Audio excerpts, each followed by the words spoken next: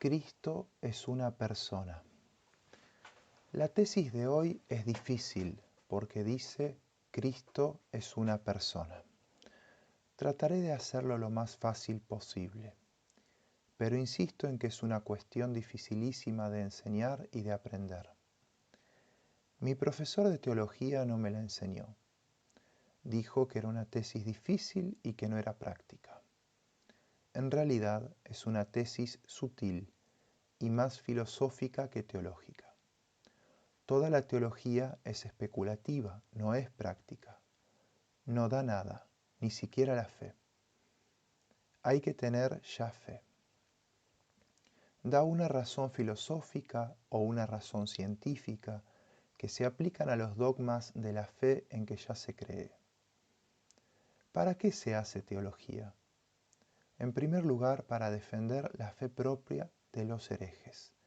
Y eso ha pasado en toda la historia de la teología, en que se ha discutido con herejes. Otra puede ser para robustecer e ilustrar la fe que se tiene y encaminar al hombre a la contemplación de Dios, porque por el entendimiento el hombre puede llegar a la contemplación divina. Establecimos que Cristo era Dios. Es contra los que lo negaban casi desde el principio, por ejemplo, Arrio y Nestorio. Arrio afirmó descaradamente, por así decirlo, aceptando que era una criatura excelente, la primera y mejor criatura de Dios. El segundo dijo que en Jesús había dos personas.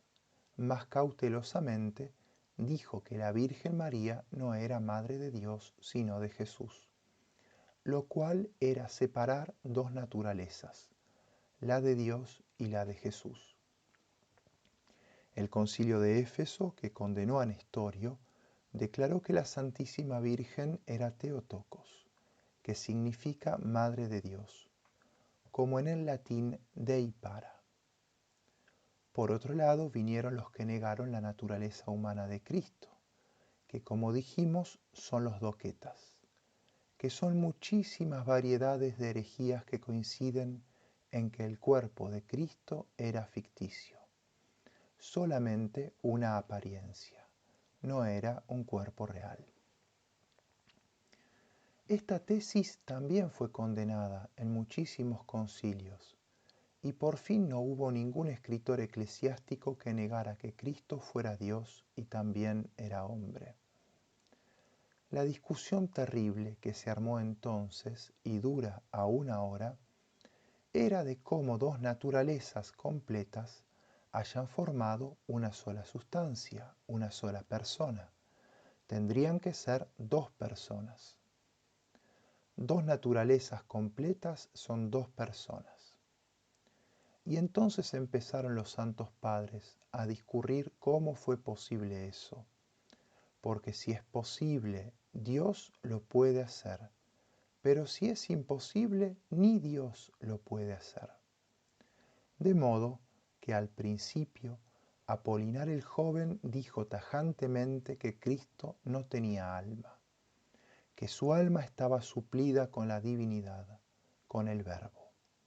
De manera que Cristo no tenía alma para estos, y así se disolvía una dificultad, pero traían una dificultad peor aún, porque entonces el Verbo de Dios se habría unido a un cadáver, que eso es un cuerpo sin alma, o una marioneta que la hacía marchar él, pero que no tenía animación alguna. De manera que Apolinar no superó la dificultad y fue a parar a lo mismo que combatía, que era a los doquetas. Pues decir que el cuerpo de Cristo era aparente y decir que era un cadáver es casi lo mismo. La dificultad es tratada todo el tiempo hasta la Edad Media, en la que aparecen tres soluciones al problema, que Santo Tomás comentó y tomó una de ellas como verdadera y la expuso. Veamos cuál fue. Para que las dos naturalezas de Cristo puedan formar una sola sustancia, una sola subsistencia, como decían entonces, es decir, una sola persona, es necesario que una de las dos pierda algo, o las dos, en virtud de un principio que les parecía inconcuso, y que es un principio evidente, que dos cosas completas no pueden dar otra completa uniéndose. El Verbo de Dios no puede perder nada. Entonces, la naturaleza de Cristo tiene que haber perdido algo. ¿Y qué es lo que se le quita a la naturaleza de Cristo para que pueda unirse al Verbo de Dios? Porque la Iglesia siempre definió que la naturaleza de Cristo era completa, no había sido mutilada como había pensado Apolinar. Efectivamente, ustedes buscan ejemplos de que dos naturalezas completas formen otra y no lo encuentran. Se puede superponer, pero no se funden. Por ejemplo, el antimonio y el plomo se funden y forman un material utilizado en tipos de imprenta. ¿No rompen ese axioma? No. Lo que pasa es que el antimonio se pierde y el plomo se hace más duro. Lo mismo que el cobre y el estaño que se usan para las monedas. Un metal mejora las condiciones del otro. Y un vaso de agua y vino no son dos sustancias que hacen una. No. Las dos se quedan tan tranquilas, el agua coloreada y el vino aguado, pero no le ocurre ninguna perturbación a ninguna de las dos sustancias. Y el oxígeno y el hidrógeno que se unen para hacer agua se convierten en agua. El agua no tiene ninguna de las cualidades que tenían los gases por sí solos. Tiene otras cualidades diferentes. De manera que no es la unión de dos sustancias en una, sino que es la desaparición de dos formas, como decían antiguamente, y el surgimiento de otra forma. Cristo mismo, cuando habla, habla como una sola persona, que es hombre Dios. Hay muchísimos textos en la Escritura. Por ejemplo, cuando Cristo dice, antes que Abraham fuese, yo soy. Acá habla como Dios y dice yo. Y el Cristo que hablaba era la persona visible que todos tenían delante de sí. Salí del Padre y vine al mundo. Y el que hablaba era Jesús. Están llenos los evangelios de locuciones de Cristo como una sola persona con dos naturalezas. A veces afirma una cosa propia de la naturaleza humana y a veces una cosa propia de la divinidad, pero siempre como una persona. Incluso alguna vez dice cosas del alma, se admira de las cosas. La admiración no es propia de Dios, ni tampoco es propia del ser sensible del hombre, es del alma. De manera que cuando Él se admiró, dice una cosa que pertenece al alma de Cristo, que no puede pertenecer ni a Dios ni a la naturaleza sensible. Clarifícame, Padre, con la claridad que yo tuve en ti antes que existiese el mundo. Son todas afirmaciones de Jesús hombre, que suponen la divinidad y suponen una sola persona. ¿Qué se le quitó a la divinidad de Cristo para que pudiera unirse sustancialmente a Dios Hijo?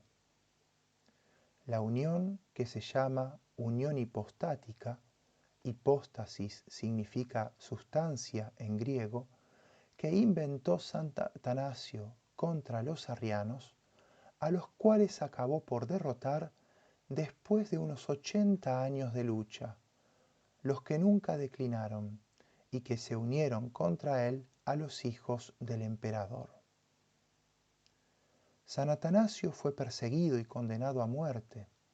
Tuvo que vagar por todo el imperio hasta que llegó a convocar el concilio de Nicea, y en él fue condenado Arrio, y él inventó la fórmula de la unión hipostática, que los latinos tradujeron en unión sustancial o consustancial.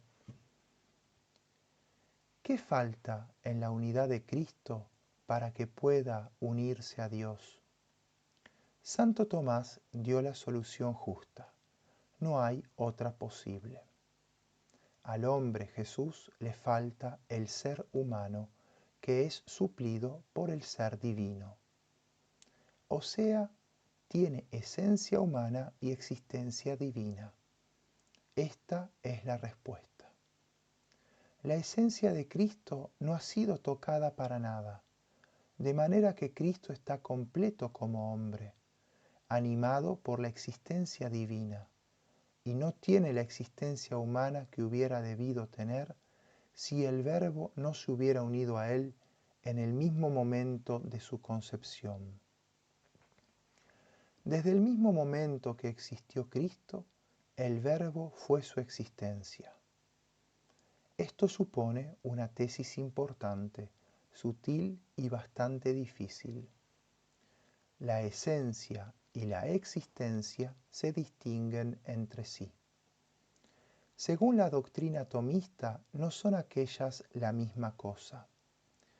Eso lo encontró ya Santo Tomás en la Edad Media, en el Maestro de las Sentencias, y después él lo perfeccionó y hasta escribió un libro sobre la distinción real entre esencia y existencia. Pero así como encontró dos sentencias falsas en el padre Lombardo, el maestro de las sentencias, así esas dos sentencias falsas son admitidas hasta nuestros días, porque hoy existen aún las escuelas suarecianas, el cual negó la distinción real de la esencia y la existencia. Dijo que son la misma cosa, se distinguen solamente en la mente, se distinguen con distinción virtual, dijo Suárez. Escoto dijo lo mismo, y hay escuelas escotistas hoy en día. Los franciscanos son escotistas y los jesuitas son suarecianos o suaristas. Esas dos sentencias existieron al tiempo en que se escribió el libro de las sentencias de Pedro Lombardo. Al principio del siglo XII o fines del XI, un italiano llamado Pedro Lombardo hizo una especie de recopilación de todas las sentencias de los santos padres que pudo encontrar sobre todos los dogmas de la fe. No hizo ninguna selección, ni crítica, ni refutación, ni nada. Hizo solamente una especie de gran catálogo de sentencias de los santos padres. Eso servía de texto de teología en la Edad Media. Los doctores tomaban las sentencias del libro de Lombardo y las comentaban suprimiendo las que creían falsas y las contradictorias, porque también había contradictorias. De esa manera se escribieron centenares de comentarios al Pedro Lombardo, dice Tonarj. Yo creo que exagera cuando habla de centenares, pero muchísimos debieron ser. Los profesores de teología comentaban cómo les parecía esas sentencias. Los últimos que escribieron fueron San Buenaventura y Santo Tomás de Aquino. Este último escribió el comentario más famoso que hay al libro de las sentencias. Fue escrito en plena juventud, porque a los 22 o 23 años fue doctor en teología por París y empezó a enseñar teología. Inmediatamente comenzó a escribir luego la Suma Teológica, porque no le parecía bueno aquel método de enseñar. La escribió como texto para los muchachos que estudiaban teología. no muy muchachos algunos, pero para los estudiantes, en fin. Pero hoy ni para los maestros de teología les es obvia, y les da un gran trabajo para entenderlo y a veces no lo entienden. La tercera parte de la Summa quedó incompleta. Fue terminada por un alumno suyo, tomando justamente textos del comentario a las sentencias. Santo Tomás se cansó un poco de esa vida, como le dijo a Fray Reginaldo, su compañero, que lo instaba para que concluyera la Summa. Él había escrito la Summa contra gentes, a instancias de Raimundo Lulio, que quería ir a evangelizar a los musulmanes y judíos de España, y sabía mucha teología. Hubo grandes filósofos maometanos en España. Entonces pidió que se le escribiese la Summa para evangelizarlos. Lulio terminó por no ir al África, como pensaba. Escribió la Summa contra gentiles rápidamente, mucho antes que la Summa teológica.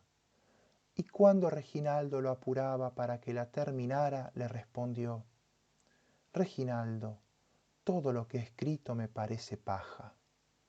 Al estar demasiado cerca de Dios, ya no le interesaban las cosas de este mundo. Vamos a ver la cuestión y la respuesta de Santo Tomás a nuestro problema. Al hombre Jesús le falta el ser humano que es suplido por el ser divino, o sea, que es de esencia humana pero de existencia divina. Toda cosa consta de esencia y existencia. Esa es la respuesta. De manera que esta respuesta supone una de las tesis centrales de la metafísica de Santo Tomás, que sostiene que todas las cosas constan de esencia y existencia, lo cual se puede probar, pero es muy difícil, muy sutil. Pero la prueba directa y fácil es que han existido separadas, pueden existir separadas. Por ejemplo, la esencia es el conjunto de rasgos o notas, como dicen los filósofos, que integran una sustancia. Por ejemplo, una persona. Yo no existía siempre y ya existía como posible, con una cantidad de notas que se constituirían en mí cuando Dios me hiciera. Pero podría haberme dejado Dios como posible siempre y no haberme criado. Pero la esencia, que debe ser como el plan, ya existía en la mente de Dios. La mente de Dios está llena de posibles. Muchos se transformarán en reales y muchos no se transformarán jamás. No tendrán nunca existencia, tendrán solamente esencia. Y la esencia no es más que el esquema, el plano, dibujo, proyecto de todas las cosas, que aunque no existan, tienen algo. ¿Por qué son algo los posibles? Porque se diferencian de los imposibles. Algo tiene que ser lo que se diferencia de lo imposible. Si es posible, es algo. Es algo en el mundo ideal, pero no es aún algo en el mundo real. Pueden no llegar nunca al mundo real, sea por la causa primera que es Dios, sea por la causa segunda que son los hombres. Por ejemplo, tenemos el plano de una casa. Eso es algo. En el plano ideal, el plano de la casa es algo. Diferente va a ser la casa.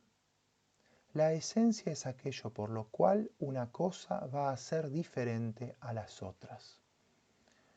Una cosa es esto o lo otro. Es una cosa determinada, que no se confunde con las otras. Vienen los albaniles con sus herramientas y con larga masa y levantan la casa. Esa es la existencia de la casa. Hasta entonces era un posible, una esencia, y la han convertido en realidad. Son causas creadas, causas parciales. Así creó Dios las cosas, dando existencia a una cantidad de posibles y dejando que otros posibles no sean nunca existencia. Esa es la teoría de la distinción real entre la esencia y la existencia, según Santo Tomás. La prueba está en que pueden existir separadas. Puede existir la esencia y existe realmente, por lo menos en el conocimiento de Dios. Y no todo lo posible existe, sino que hay una cantidad mínima de posibles que están pasados a la existencia, que han sido creados. Hay una cantidad inmensa, infinita o casi infinita de cosas que están en la mente de Dios como posibles imitaciones de la esencia divina. Se llaman los posibles. Los posibles son imitaciones posibles de la esencia divina. Pueden ser realizados. Si no se realizan, quedan en el plano ideal, en el conocimiento de Dios. Por ejemplo, las personas de la mitología griega, las ninfas, los centauros, los faunos, los sátiros, los griegos creían que existían. Para nosotros no existen, son posibles. Ahora, ¿qué es lo que contesta Santo Tomás en el libro de las sentencias de Pedro Lombardo?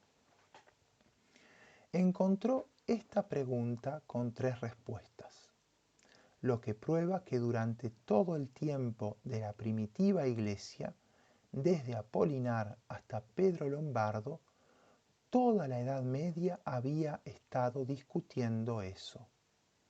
Él sabía ya 3 soluciones. Una solución era: ¿qué falta en Cristo para que pueda unirse al Verbo de Dios? Falta la personalidad, decían unos, lo cual es una cosa negativa. La personalidad consiste en que un ser viviente sea independiente, no unido a otro. Esa era una posibilidad, una cosa negativa, el no estar unido a otro.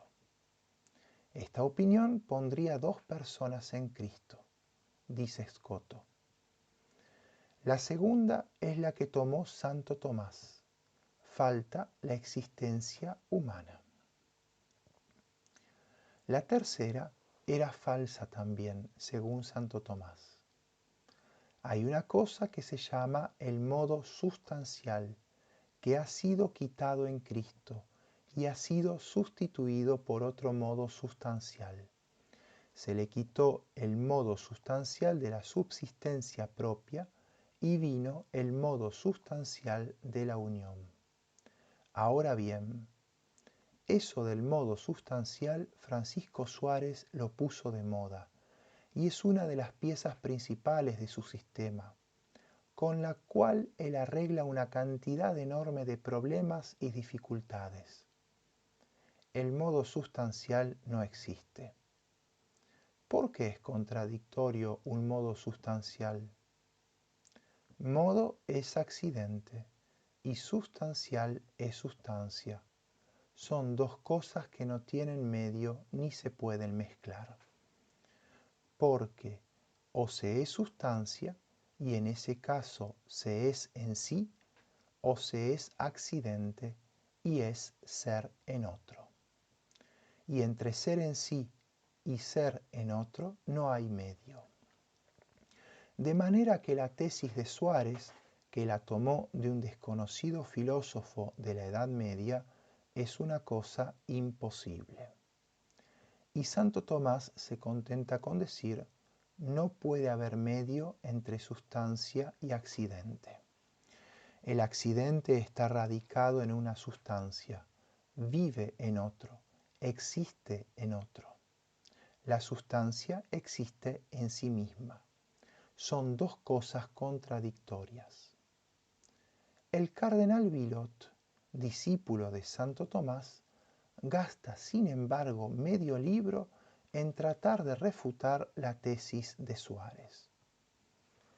Entonces Santo Tomás sacó su respuesta de que Jesucristo tiene esencia humana y no existencia humana. La existencia de Cristo es divina, de manera que son dos naturalezas, humana y divina, con una sola persona. Subsiste una sola persona y esa persona es divina. La tercera opción es que la unión se hace por un modo sustancial, opinión que comienza en Cayetano y tiene muchos seguidores hasta Suárez. Comienza después de haber estado depositada, digamos así, en el libro de las sentencias de Pedro Lombardo. El accidente está radicado en una sustancia. Por ejemplo, la blancura de una cara subsiste en una cara. El accidente, la blancura, subsiste en una sustancia, la cara. El accidente no puede existir en sí mismo. La solución segunda supone una tesis de Santo Tomás y Aristóteles, que es la distinción real de la esencia y la existencia. Aristóteles tiene ya esa tesis. En todas las criaturas hay distinción entre la esencia y la existencia, incluso en los ángeles que no tienen materia. En Dios no hay. Existe solamente el ser o la existencia, infinita, sin ninguna circunscripción o límite, sin apretura, digamos, porque lo que limita al ser es la esencia. Ese plano que limita a la existencia es la esencia, y en Dios no hay limitación alguna.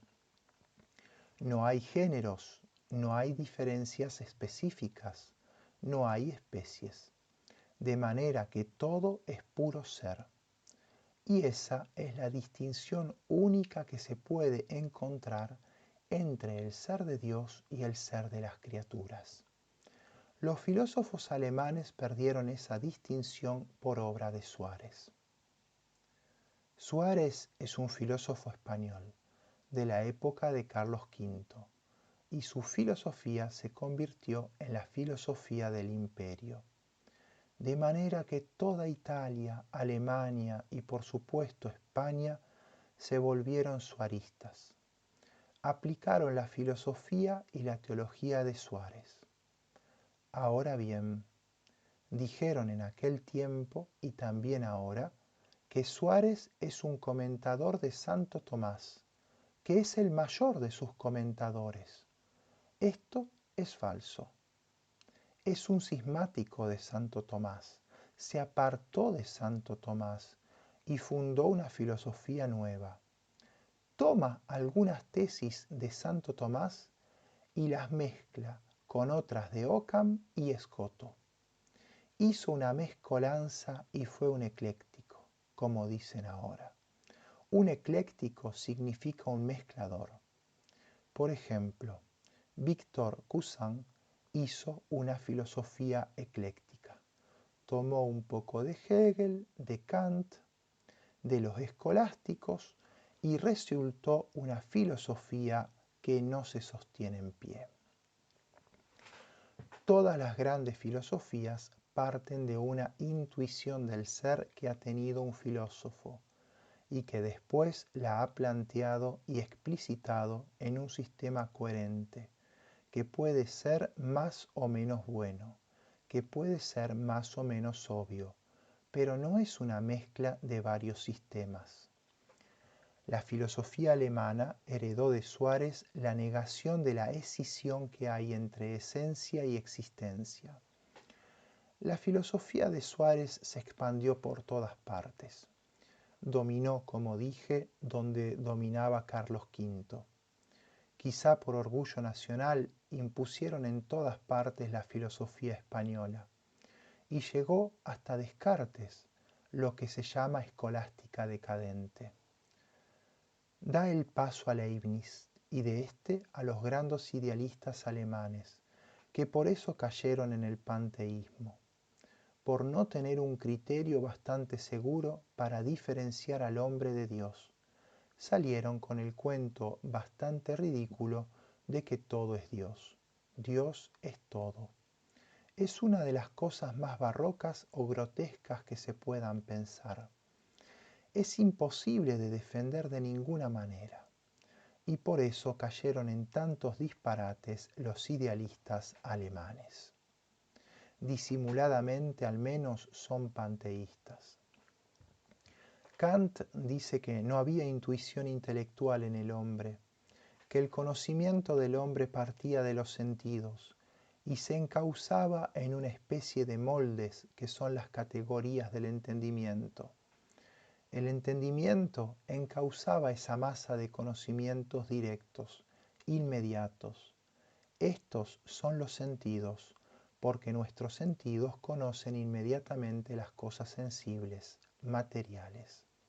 Se encauzaban en el entendimiento del hombre y salían las ideas abstractas y todo lo que sabe el hombre.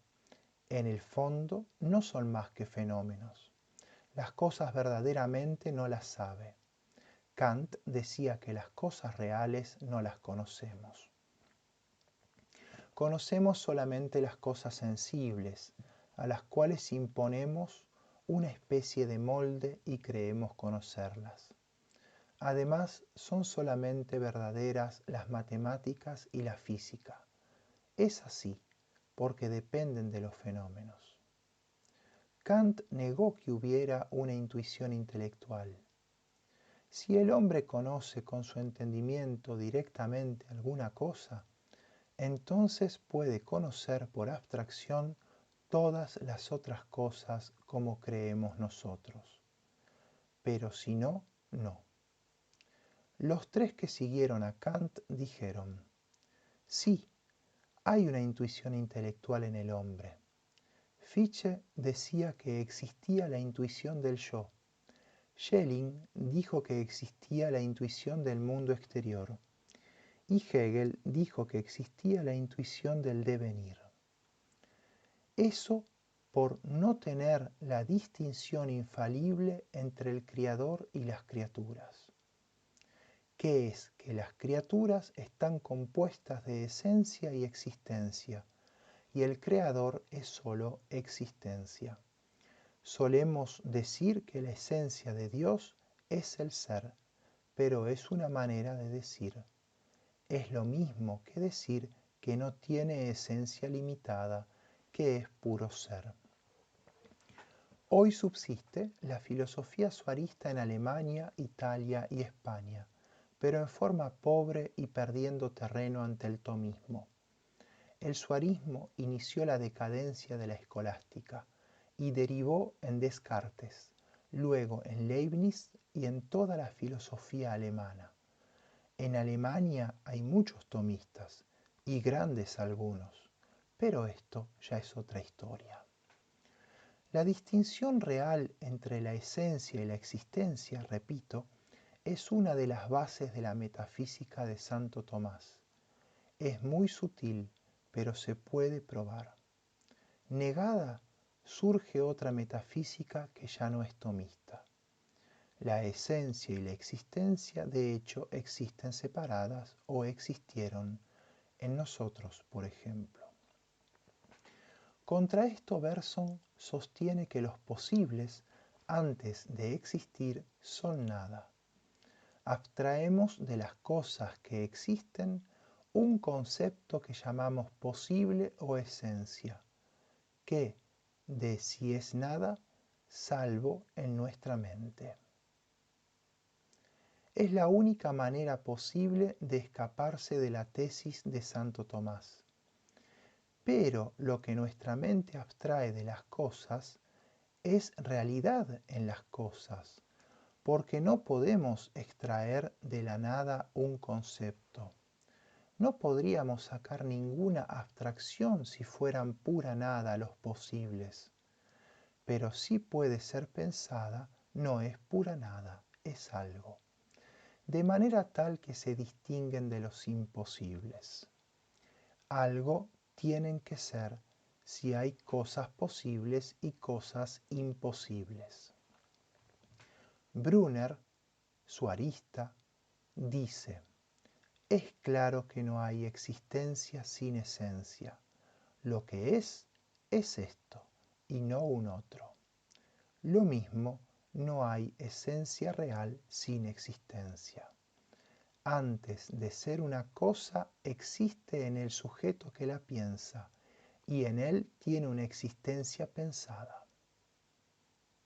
Pero si puede ser pensada, no es pura nada, es algo. Suárez dice que hay una distinción virtual en las cosas, que no existe en las cosas sino solamente en nuestra mente.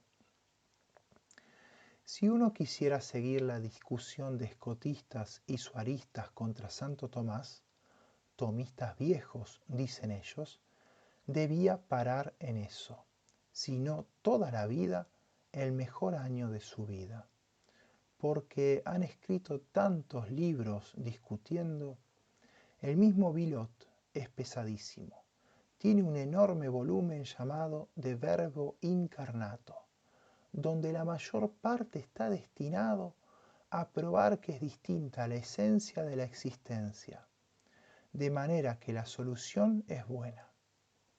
Pero por suerte, un francés muy inteligente, Gilson, las ha leído y nos ha dado el resumen en su Lettre et l'essence.